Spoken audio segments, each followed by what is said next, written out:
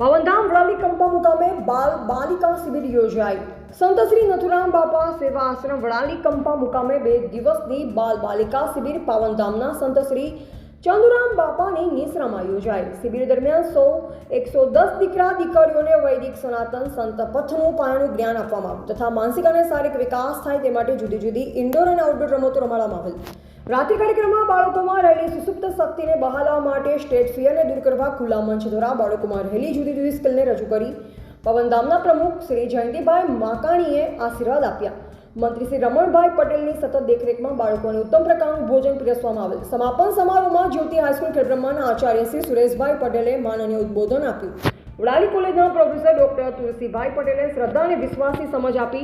Doctor દિવ્યાબેને શિબિરનું મહત્વ સમજાવ્યું। યુવા સંઘના પ્રમુખ શ્રી સચિનભાઈ પટેલની દેખરેખમાં શિબિરના તજજ્ઞો તરીકે ભરતભાઈ મિતુલભાઈ, ભાવેશભાઈ અને બહેનોમાં તજજ્ઞ તરીકે કૃતિકાબેન, હર્ષિતાબેન, કિરણબેન, મિત્તલબેન, હિનાબેન, સોનલબેન, જિજ્ઞાસાબેન ની ભૂમિકા બિરદાવવા લાયક હતી। પવનધામના ટ્રસ્ટી શ્રી અતુલભાઈ, વિનુભાઈ, જગદીશભાઈ, નટુભાઈ, ચેતનભાઈ અને ભાવેશભાઈ ઉપસ્થિત રહ્યા।